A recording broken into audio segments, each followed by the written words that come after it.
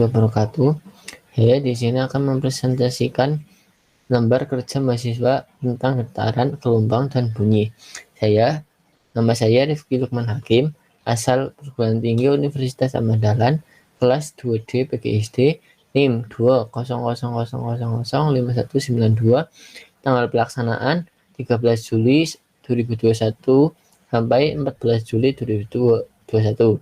Jam pelaksanaan jam 1 sampai jam 5 sore. Jadwal pelaksanaan: 1. Menyiapkan alat dan bahan. Selasa 13 Juli 2021. Melakukan praktikum Selasa 13 Juli 2021. Yang ketiga, mengisi LKM Rabu 14 Juli 2021. Yang keempat, membuat video dan mengeditnya Rabu 14 Juli 2021. 5. Mengupload ke YouTube Rabu 14 Juli 2021. A. Pengantar. Yang B. Tujuannya untuk menentukan besarnya frekuensi getaran pada bandul sederhana dan lainnya. Yang C. Alat dan bahan. Alatnya yaitu yang pertama, tali kenur atau senar, bandul timbangan atau batu kerikil, penyangga, busur, penggaris, stopwatch, alat tulis, sumber bunyi, dan aplikasi soundmeter. Yang D. Prosedur kerja. Kegiatan 1. Menghitung frekuensi getaran pada bandul sederhana. Yang pertama, siapkan alat dan bahan yang dibutuhkan. 2. Ikatlah beban pada tali sehingga panjang tali ke beban menjadi 10 cm seperti gambar berikut. Yang ketiga, tariklah beban ke samping kiri sepanjang 10 derajat. Lepaslah bandul secara bersama dengan menghidupkan stopwatch. Hitung waktu untuk melakukan 10 getaran, kemudian matikan. 5. Catatlah waktu yang ditunjukkan oleh stopwatch ketika bandul berayun bolak-balik sampai di titik semula sebanyak 10 kali. 10 kali getaran. Yang keenam, ulangi langkah 2-5 dengan panjang tali yang berbeda, yaitu 15 cm dan 20 cm. 7. Catatlah waktu yang ditunjukkan oleh stopwatch menggunakan tabel hasil pengamatan. Kegiatan 1. Kegiatan 2. Mengukur intensitas bunyi dengan soundmeter. Yang pertama, siapkan alat dan bahan yang diperlukan: soundmeter, sumber bunyi, penggaris. Soundmeter dapat di-download melalui aplikasi store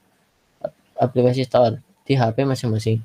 Sedangkan sumber bunyi dapat menggunakan sumber di sekitar Anda, seperti dengungan TV, musik dari HP, botol kaca dipukul, dan lain-lain. Yang kedua, ukurlah intensitas bunyi yang dikeluarkan oleh sumber bunyi dengan jarak 10. Yang ketiga, ulangi langkah 2 dengan jarak sumber sound meter yang berbeda 20, 30, 40 cm, dan 50 cm. Yang keempat, setelah hasil pengukuran dan yang terakhir, hitunglah taraf intensitasnya. Yang E, hasil pengamatan. Hasil pengamatan kegiatan 1. Panjang tali yang pertama 10 cm, simpangannya 10, jumlah getaran 10, waktu 6,10, periode 0,61, frekuensi 6,663. Yang kedua, panjang tali 15 cm, simpangan 10, jumlah getaran 10, waktu 7,25, periode 0,725, frekuensi 1,37. Yang ketiga, panjang tali 20 cm, simpangan 10, jumlah getaran 10, waktu 8,005, periode 0,805, frekuensi 1,24. Yang kedua, hasil pengamatan kegiatan 2 yaitu jarak sumber bunyi sound meter. Yang pertama 10 cm, taraf intensitasnya TI 60,6, intensitas bunyinya 10 negatif 10 pangkat negatif 5,94.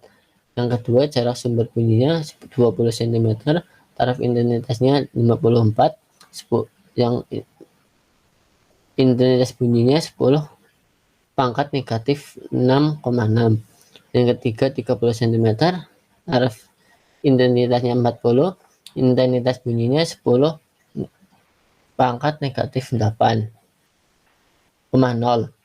Yang keempat, 40 cm, taraf intensitasnya 31, intensitas bunyinya 10 pangkat 8,9, pangkat negatif 8,9.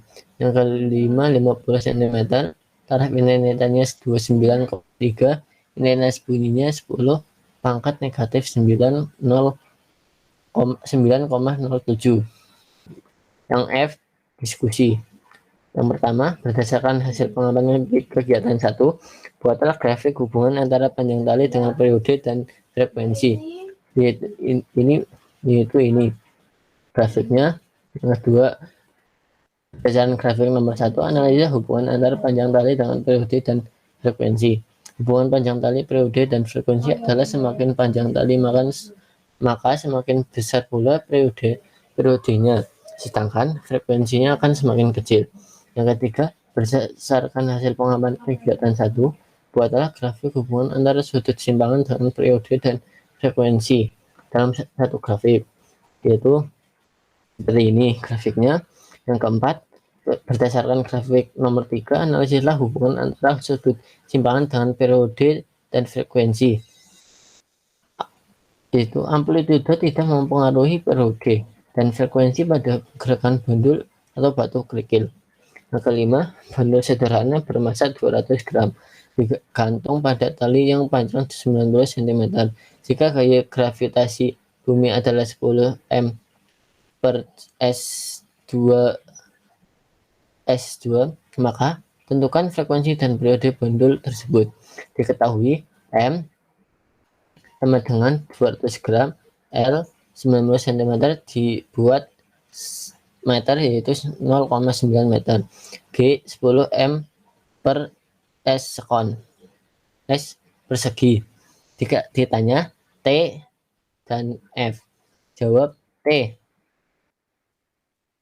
2 pi akar L per 9 L per G. T sama dengan 2 pi akar L per G, 2 pi akar 0,9 m meter per 10 meter per S persegi, 2 pi akar 0,09 S, 2 pi 0,3 sekon sama dengan, yaitu jumlah hasilnya 0,6 pi S.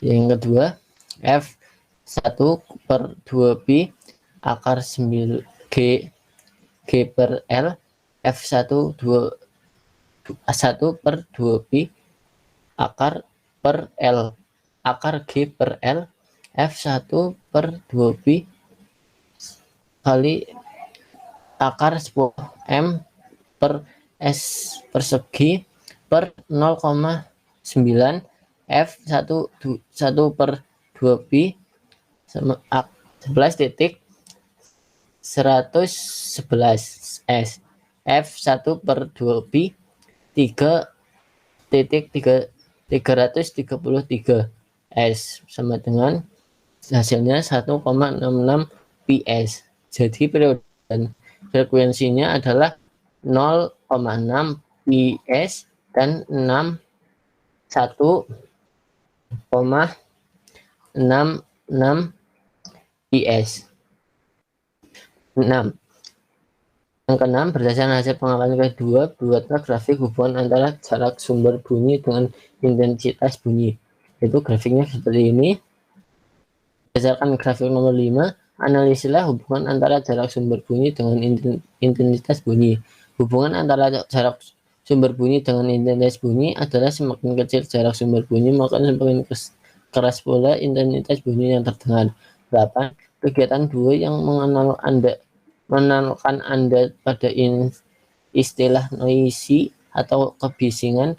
Jelaskan bagaimana sumber bunyi dapat dikategorikan sebagai noisy atau bising. Sumber bunyi dapat dikategorikan sebagai noisy atau bising adalah bila sumber bunyi tersebut mengeluarkan suara yang tidak dikehendaki atau bising dan menyebabkan rasa ketidaknyamanan pada pendengar. Noisy ini biasa ditemukan di kota-kota karena di sana banyak terjadi kemacetan lalu lintas, pembangunan, dan lain-lain. 9. Tulislah sumber bunyi apa saja di lingkunganmu yang termasuk dalam kategori bising beserta besarnya intensitas bunyinya. 1. Jelaskan pula bahaya kebisingan tersebut bagi manusia. Sumber bunyi. Yang pertama jalanan 70 dBA. Yang kedua mesin traktor 65 dBA. Yang ketiga aktivitas pabrik 75 dBA. Bahayanya kebising bagi manusia yaitu bila kebising ini terjadi pada manusia maka akan mempengaruhi kesehatan psikologis serta kesehatan telinga manusia. Karena bila kebising itu tinggi, manusia akan mengalami gangguan pada pendengarnya. Yang terakhir, 10 mesin jahit yang sedang bekerja memiliki intensitas bunyi sebesar 2 kali 10 akar negatif 9 watt per m persegi. Jika intensitas ambang batasnya adalah 10 pangkat negatif 12 watt per m persegi, sedangkan dalam UKM tersebut terdapat 15 mesin jahit. Maka tentukan besarnya taraf intensitas bunyi jika seluruh mesin jahit bekerja secara bersama-sama. Diketahui I sama dengan 2 kali 10 pangkat negatif 9 watt per m persegi. I sama dengan 10 negatif 12 10 pangkat negatif 12 watt per m persegi, 15 mesin dan 15 mesin jahit. Diketahui TI. Jawab. TI 0 sama dengan 10 log I per I0 sama dengan 10 log 2x 10 pangkat negatif 9 per 10 pangkat negatif 12. 10 log 2 kali 10 pangkat 3. 10 log 2 kali log 2 tambah log 10 pangkat 3. 10 log 2 tambah 3 10 sama dengan 30 tambah 10 log 2. Jadi taraf intensitas 15 mesin jahit TI 0 plus tambah 10 log N, TI 30 tambah 10 log 2 tambah 10 log 15. TI 30 tambah 10 log dalam kurung log 2 tambah log 15 sama dengan 30 tambah 10 log 30 sama dengan 30 tambah 30 yaitu hasilnya 60 dB. Jadi taraf intensitas 15 mesin jahit adalah 60 dB. Simpulannya yaitu pada kegiatan di atas dapat disimpulkan bahwa panjang tali dan gravitasi berpengaruh terhadap periode dan frekuensi. Dan semakin dekat sumber bunyi, intensitas bunyinya pun semakin besar. Dan juga sumber bunyi yang mengeluarkan bunyi tidak nyaman didengar oleh manusia disebut juga dengan noisy. Sekian presentasi dari saya.